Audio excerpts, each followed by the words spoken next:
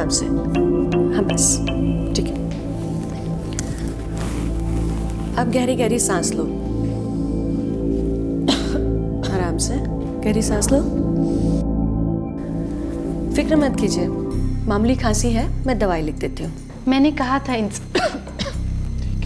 पर इन्हें तो चिंता लगी रहती है कि कहीं कोई बड़ी बीमारी ना हो जाए।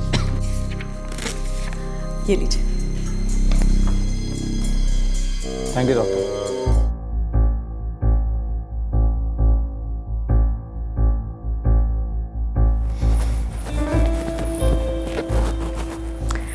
अरे बेटा ये क्या है?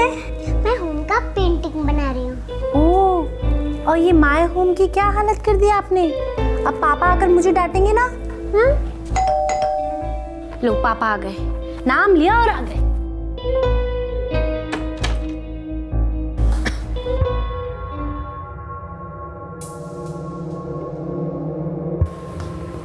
क्या हुआ जी? थोड़े परेशान लग रहे हो।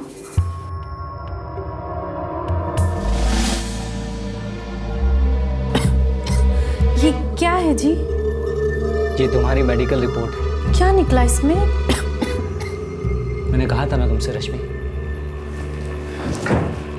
खांसी समझ के नजरअंदाज मत करो, तुम्हें टीबी है।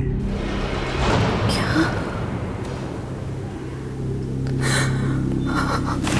रश्मि, तुम डरती क्यों हो? मैं हूं ना, तुम्हारा पति डॉक्टर है, और टीबी कोई हवा नहीं जिसका इलाज नहीं हो सकता। तुम्हें कुछ नहीं होगा, मैं हूं ना, मैं तुम्हें कुछ नहीं होने दूंगा। चलो रोना मत करो, रोना मत करो। दोनों में से कोई एक तो झूठ बोल रहा है, कोई एक तो मनगढ़ंत कहानी सुना रहा है। कौन ये पता नहीं। सर गौरव को अभी तक जमानत नहीं मिली। हमें कोयना पुलिस से पता करना चाहिए कि उस केस में छानबीन कहाँ तक हुई है। ठीक है, हम दोनों कहानियों पर भरोसा नहीं कर सकते। ये मामला बहुत पेचीदा है और संवेदनशील।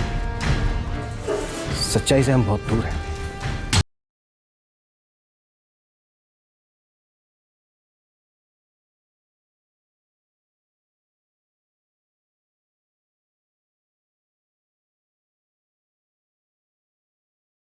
रश्मि और रश्मि का परिवार। क्या एक्शन लिया है अब तक?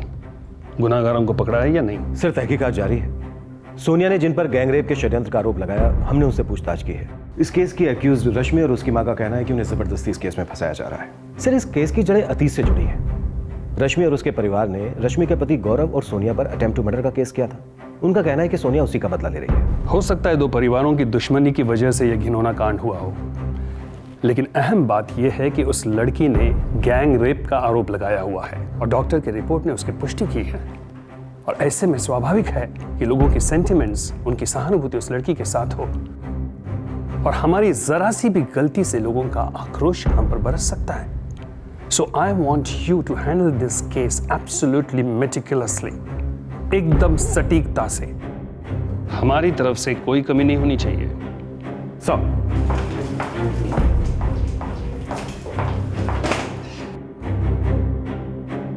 सर जी, आप ये टिकट देख लीजिए, इससे आपको पता चल जाएगा कि 17 तारीख को हम लोग वहां चंडीगढ़ में थे ही नहीं। सर, ये चंडीगढ़ से सिरसा की टिकट है।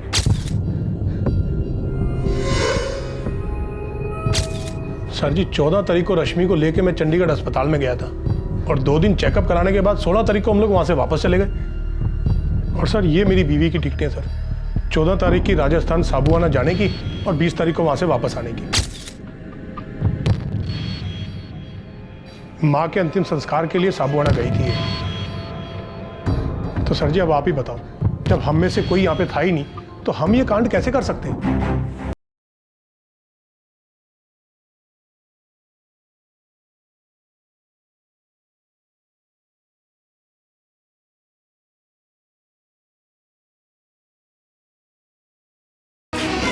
रंजीत, हंसराज, क्या तुमने वाकई में सोनिया को उस हालत में सड़क पर देखा, भटिंडा डब वाली रोड पर, या फिर कोई छोड़ कर गया था उसे? साहब, हमने जो देखा वो बता दिया, और कुछ नहीं देखा साहब।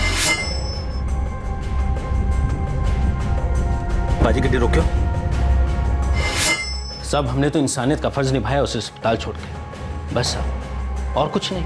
और सर, मैं तो उनको देख के वहीं रुक गया। ये वहां खड़े थे, और वो लड़की जमीन पे पड़ी हुई थी। ठीक है, तुम जा सकते हो। जी सर। रंजीत। जी सर। हंसराज तुम जाओ। जी सर। रंजीत, तुमने हंसराज की मदद की सोनिया को कार की बैक सीट पर डालने में। जी सर। अच्छा, एक बात बताओ, तुम्हें वाकई में लगता है कि हंसराज ने ये इंसानियत के नाते किया, या फिर कोई कहानी छिपी है इसके पीछे? सर, देख के तो ऐसा नहीं लग रहा कि वो कुछ छुपा रहे हैं। इस केस में किसी पर भी भरोसा करना ठीक नहीं होगा। अपनी स्लेट साफ करो, हर छोटी से छोटी डिटेल्स को क्रॉस चेक करना होगा, तभी कुछ कहा जा सकता है। सर, मीडिया हाथ धोकर पीछे पड़ी है। ये तो होना ही था। हमें ठंडे दिमाग से बहुत ही सावधानीपूर्वक इसकी जांच करनी होगी। समीर, तुम चंडीगढ़ हॉस्पिटल में जाओ, जहां पर रश्मि अपने इलाज के लिए गई थी। वहां पर हर छोटी बड़ी डिटेल्स को मैच करो। वहीं से तुम सवाना राजस्थान जाओ और रश्मि के मां के बयान की सच्चाई का पता करो। Okay sir. मैं कुइया सर्वर जाता हूं, वहीं से पता चलेगा कि ये वायरस से अटेम्प्ट टू मर्डर का केस क्या है और जांच से अब तक सामने क्या है।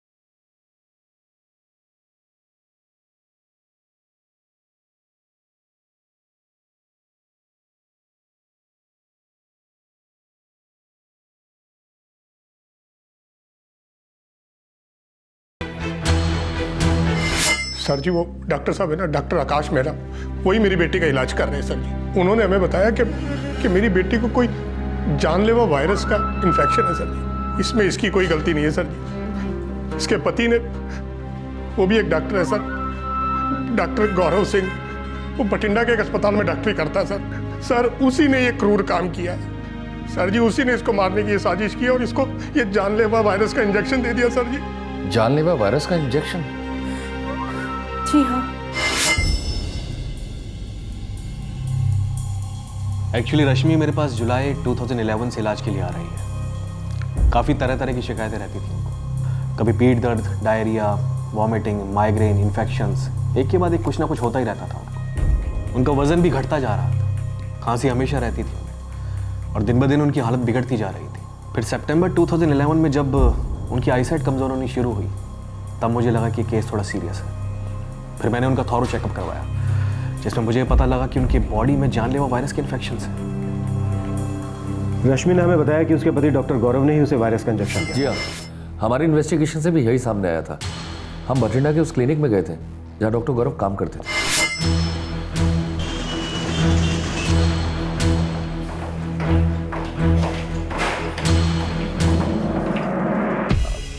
जी हाँ इंस्पेक्टर, गौरव हमारे साथ काम करता है। क्या आपके क्लिनिक में जानलेवा वायरस की टेस्टिंग होती है? जी हाँ, बिल्कुल होती है। कैसा हो सकता है कि आपका स्टाफ लैब से वायरस का सैंपल बाहर लेके जाए? क्या आप ये कहना चाहते हैं कि इस वायरस को इस्तेमाल करके कोई जुर्म हुआ है? हो सकता है ऐसा कुछ हुआ हो। हाँ, हमारे डॉक्टर्स सैंपल्स बाहर ले जा सकते हैं टेस्टिंग और एनालिसिस के लिए, लेकिन स्ट्रिक्टली फॉर एनालिसिस ओनली, जिसकी हमारे लैब रजिस्टर में एंट्री भी होती है। क्या मैं वो रजिस्टर देख सकता हूँ?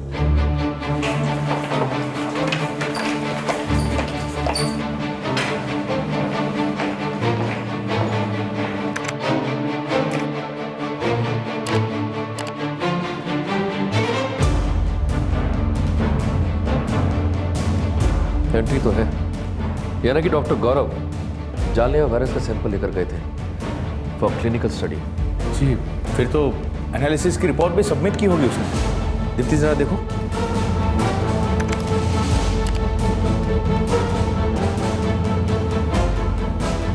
नो सर, रिपोर्ट तो फाइल नहीं हुई है।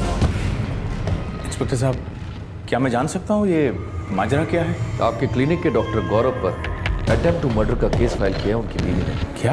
या, और उनकी बीवी को जानलेवा वायरस का इन्फेक्शन हुआ है और वो आंशिक रूप से अपनी नजर खो चुकी है। My God. जब से उसकी आंखें कमजोर हुई तब से रश्मि रेगुलरली मेरे पास ट्रीटमेंट के लिए आ रही है। 14 जनवरी को भी आई थी? ओ yes, she had an appointment from 14 to 19th। मैंने खुद उसका चेकअप सुपरवाइज किया था और 16 को डिस्चार्ज भी कर दिया था। वैसे ट्रीटमेंट 19 तारीख तक चलना था, पर as she responded well to the treatment, हमने 16 को डिस्चार्ज कर दिया था उसे। अब चाहें तो रिकॉर्ड भी देख सकते हैं हमारे पास। जी हाँ, रिकॉर्ड्स तो सारे चेक करने ही हैं।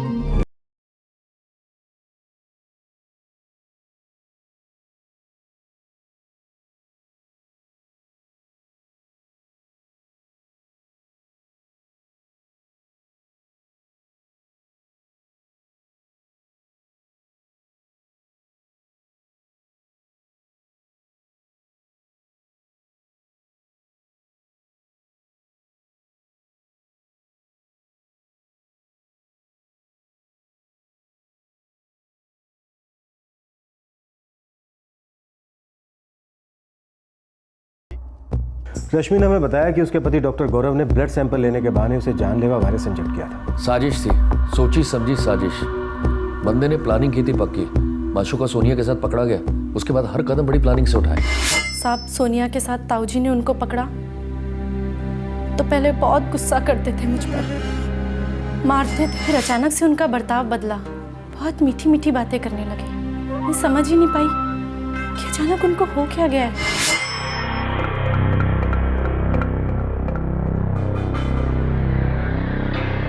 रश्मि, देख मुझे पता है मैंने तुझे बहुत दुख दिया, हाथ उठाया, बहुत गलत किया तेरे साथ। तुझे विश्वास नहीं होगा पर मैं सच्चे दिल से माफ़ी मांगना चाहता हूँ। देख रश्मि, जो हुआ सो हुआ, मेरी गलती है, मैं एक्सेप्ट करता हूँ। अब मैं अपनी ज़िंदगी नए सिरे से शुरू करना चाहता हूँ, तेरे साथ, अपनी बेटी आशू के साथ। आई एम सॉरी रश्मि।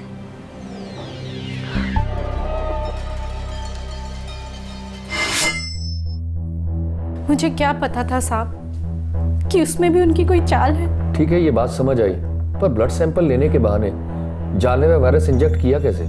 तुम्हारी समझ में नहीं आया। ब्लड लिया नहीं जा रहा था, बल्कि ब्लड में वायरस इंजेक्ट किया जा रहा था। मैं नहीं जानती थी कि उनके मन में क्या चल रहा है। मैं पागल थोड़ी थी जो उनको ये सब करने देती। वो बोले मैं बीमार हूँ, बार बार बोलते थे कि मैं बीमार हूँ, इलाज कराने की ज़रूरत है।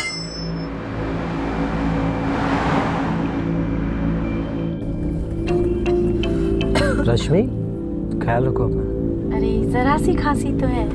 ये जरा सी खांसी कभी कभी जान ले लेती है, तुम नहीं समझोगे। मैं डॉक्टर हूँ ना, मुझे पता है। और आखिर दूसरे बच्चे के बारे में भी तो सोचना है हमें, है कि नहीं? ख्याल रखो।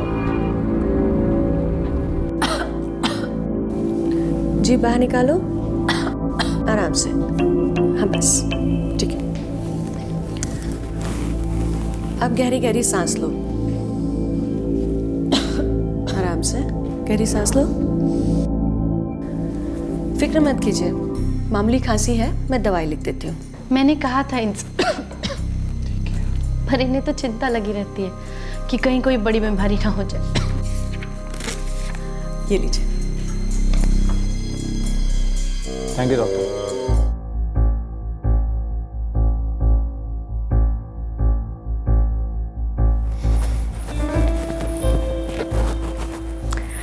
अरे बेटा, ये क्या है? मैं होम का पेंटिंग बना रही हूँ। ओह, और ये माय होम की क्या हालत कर दी आपने? अब पापा आकर मुझे डांटेंगे ना? लो, पापा आ गए, नाम लिया और आ गए।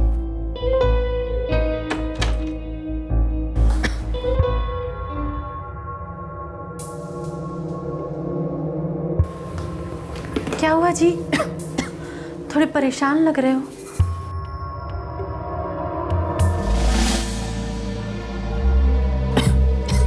ये क्या है जी? ये तुम्हारी मेडिकल रिपोर्ट है। क्या निकला इसमें? मैंने कहा था ना तुमसे रश्मि, खांसी समझ के नजरअंदाज मत करो, तुम्हें टीबी है। क्या?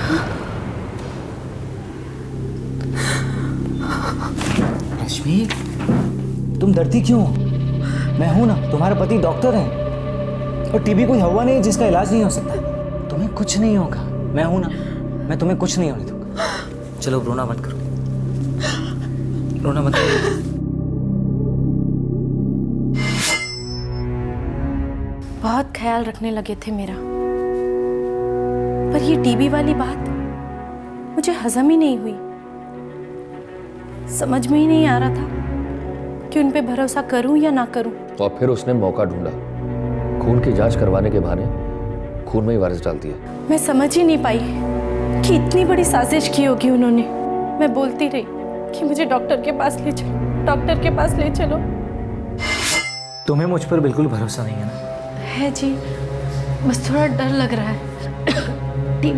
टीबी छोटी बीमारी नहीं है ना, एक बार हम उस डॉक्टरनी से मिल लेते हैं। रश्मि, मैं भी डॉक्टर हूँ, तुम्हारी वो डॉक्टर ऐसा क्या अलग इलाज कर लेगी? बस मन की शांति के लिए मिलना है, डबल चेक हो जाएगा ना। ठीक है, इसका मतलब साफ है कि तुम्हें मुझ पर बिल्कुल भरोसा नहीं है। मैं तुम्हारी उस डॉक्टर से बात करता हूँ। आप खुश? पर एक बात का अफसोस मुझे हमेशा रहेगा, मैंने खुद को बदला, तुमने मुझ पर भरोसा नहीं किया। अपने रिश्ते को नई जिंदगी देने की सोची, तब भी तुमने मुझ पर भरोसा नहीं किया। दुख तो होगा ही ना मुझे।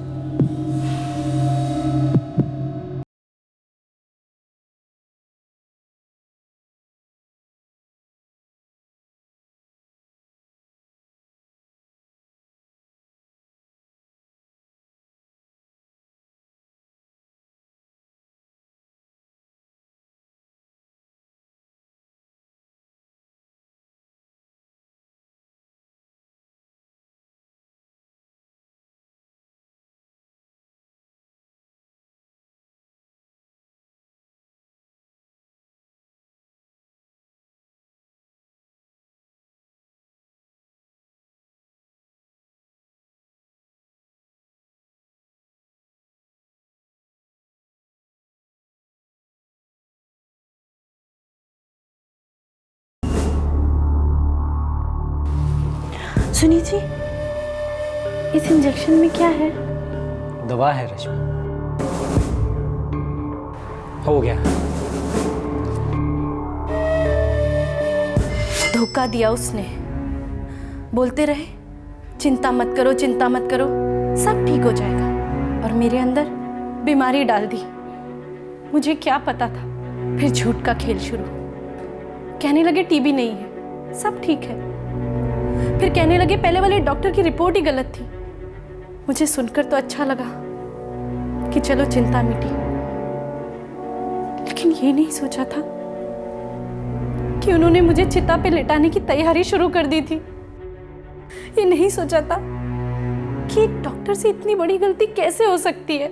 टीबी नहीं, फिर भी रिपोर्ट में था। साहब, वो मेरे साथ बहुत बड़ा खेल खेल रहा था। फिर अचानक उसका बर्ताव बदला। रश्मि जी, मुझे तलाक चाहिए। क्या? मुझे तलाक चाहिए बस। पर अभी तो आप नए सिरे से। मुझे तलाक चाहिए बस। पर अचानक क्या हुआ है, ये तो बताओ। कुछ नहीं हुआ है, मुझे तलाक दे दो और खत्म करो ये रिश्ता। रश्मि, मैंने 1000 बार मना किया, मेरे सामान को हाथ मत लगा। फिर वही मारपीट शुरू हो गई थी। मुझे समझ ही नहीं आ रहा था, पल्ले ही नहीं पड़ा कि उन्हें हो क्या गया है। ये तो मैं सोच भी नहीं सकती थी कि वो मेरे अंदर जहर डाल चुके हैं। मेरी ही बीमारी का बहाना बनाकर मुझे ही बीमारी के दलदल में डाल चुके हैं। रोज के इन झगड़ों से तंग आकर मैंने माँ बाबू जी से बात की और मायके चली गई। और चंडीगढ़ के हॉस्पिटल के चेकअप के दौरान आपको पता लगा आपके साथ हुआ क्या? हाँ जी सर जी। शक तो मुझे तभी हो जाना चाहिए था जब मैं उनका घर छोड़कर मायके आई, और फिर भी उनका फोन आया मेरा हाल जानने के लिए।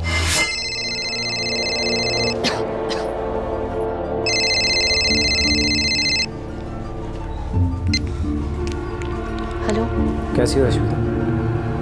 तबीयत कैसी है तुम्हारी? ठीक हूँ। आपने कैसे याद किया? क्यों, पूछ नहीं सकता क्या मैं?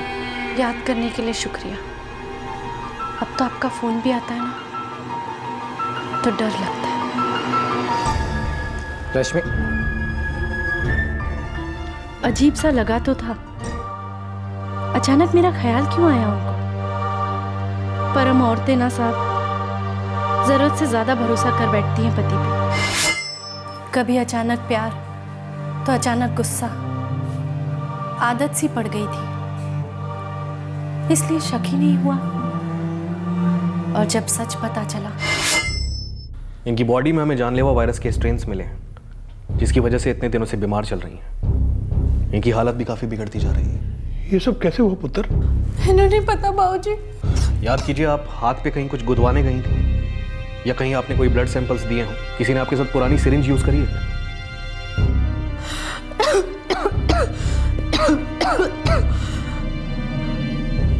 हाँ, आखिरी बार मेरे खून की जांच मेरे पति ने करवाई थी। ठीक है, अब हम इस केस की जड़ तक जाकर सच पता करेंगे। हमने गौरव को हिरासत में लिया और पूछताछ शुरू कर दी। सर वो झूठ बोल रही है, कहानी बना रही है, मुझे फंसा रही है वो। डॉक्टर गौरव, तुम्हारे खिलाफ हमारे पास इतने सबूत हैं, क्या तुम ज्यादा देर झूठ नहीं बोल पाओगे? तुमने लैब से जानलेवा वायरस का सैंपल लिया था।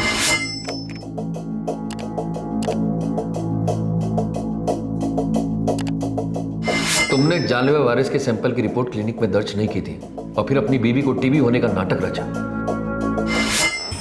बकवास है ये, सिर्फ सर्दी खांसी और जुकाम था।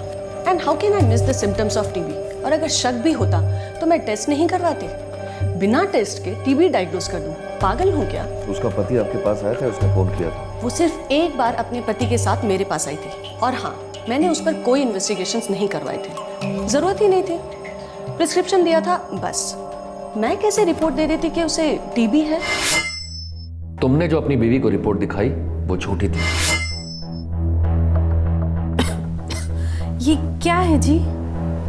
ये तुम्हारी मेडिकल रिपोर्ट है। डॉक्टर साहब, अब आपके पास सिर्फ एक रास्ता है, सच उगल दो, वरना हलक में उंगली डालकर सच भी उगलवा लेंगे। ये सब कुछ मैंने किया, तंग आ चुका था उससे मैं, सड़ा के रख दिया था उसने मुझे।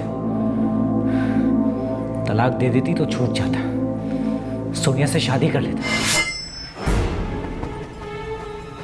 गौरव, तुम्हारी बीवी तुम्हें छोड़ने वाली नहीं है, और उसके रहते शादी करना तो दूर, हमारा साथ रहना भी नामुमकिन है। और मेरा अब उस रश्मि के साथ रहना नामुमकिन। मुझे तुम्हारे साथ रहना है सोनिया। ये तभी हो सकता है जब वो तुम्हारी जिंदगी से चली जाएगी। खुद होकर तो नहीं जाएगी, और तलाक भी नहीं देती। क्या कोई ऐसा रास्ता नहीं है जिससे वो हमारी जिंदगी से चली जाए? कोई ऐसा तरीका?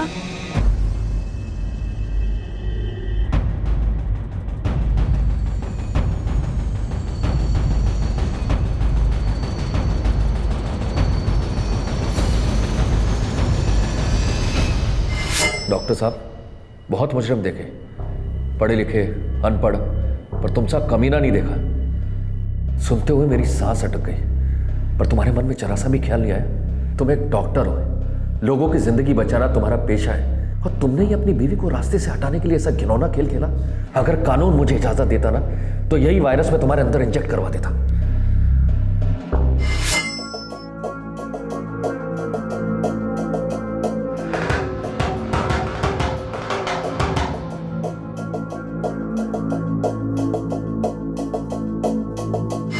गौरव का परिवार भी इसमें शामिल था।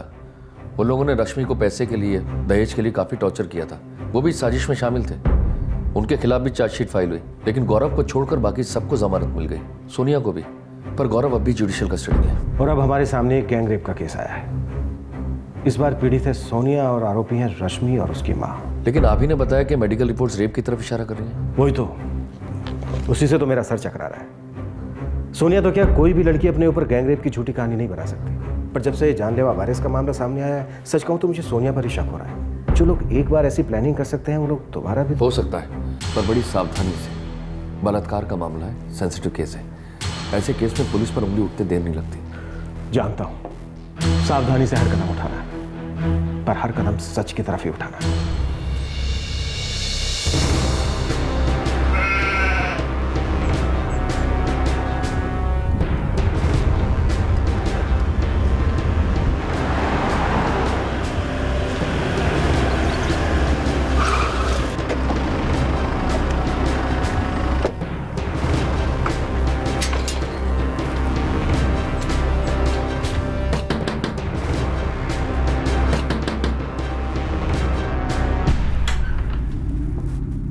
जी, आप कौन?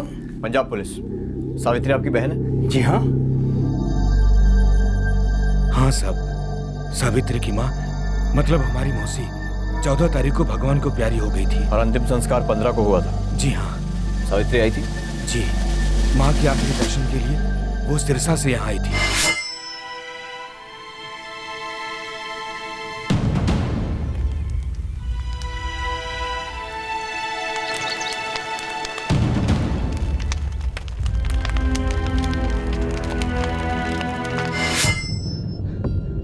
बीस तारीख तक वो यहाँ रुकी, फिर उसी रात मैंने उसे रेलवे स्टेशन छोड़ दिया। वो सिरसा के लिए लौट गई।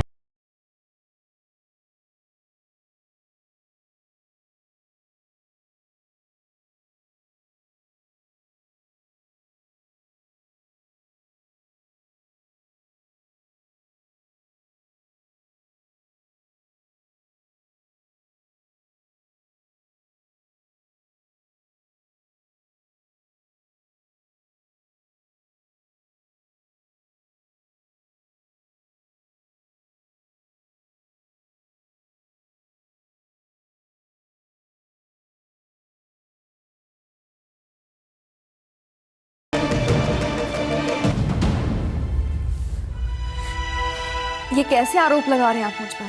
साहब, मेरी बेटी ने गलत काम किया है, नादानी की है इसने। एक शादीशुदा आदमी के साथ संबंध जोड़ा है, पर इतना नीचे नहीं गिर सकती है। सोनिया, 17 से 20 जनवरी के बीच जब आपके साथ ये खतरनाक हादसा हुआ, उस समय रश्मि और उसकी मां चंडीगढ़ तो क्या उसके आसपास भी कहीं नहीं थी। सर, हो सकता है उन्होंने झूठे सबूत खड़े कर दिए हो सकता है ये भी उनकी साजिश हो। आप खुद ही सोचिए, बदला लेने के लिए क्या वो इतना भी नहीं कर सकते? बड़े चालाक लोग हैं वो, तभी तो आपकी आंखों पर पट्टी बांधकर चले गए और आपको समझ में भी नहीं आ रहा है। हो सकता है, पर यह सच भी तो हमारे सामने है। आपने और गौरव ने मिलकर बहुत ही घटिया तरीके से रश्मि को मारने की कोशिश की। सर, उस केस में भी मुझे जबरदस्ती घसीटा गया है।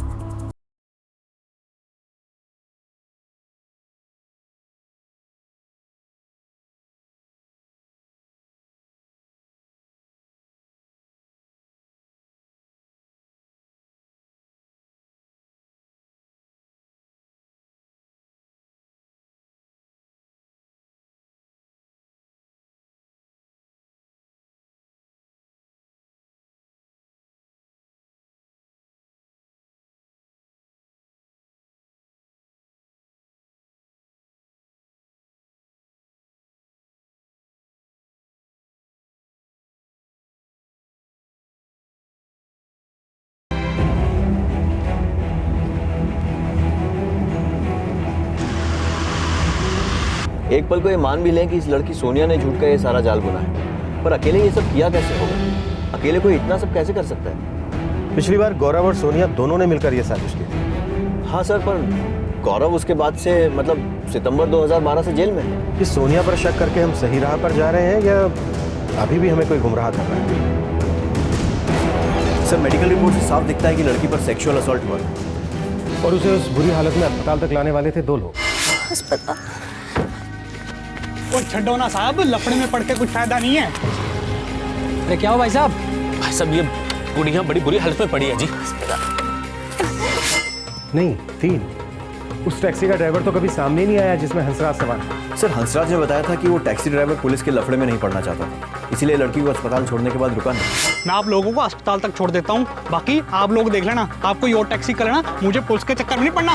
पुलिस के लफड़े में नहीं पड़ना चाहते थे, मतलब पहले ही कोई लफड़ा हो चुका था। ऐसा लफड़ा जिसकी बू हम अभी तक नहीं सुन पाए। समीर, उस टैक्सी ड्राइवर को ढूंढ निकालो। सर, उस टैक्सी ड्राइवर को तो 2 ही लोग पहचानते हैं, हंसराज अहलूवालिया या रंजीत सब्बू, और हमारे पास तो टैक्सी का नंबर भी नहीं। हंसराज और रंजीत से पता करो कौन था ये टैक्सी ड्राइवर।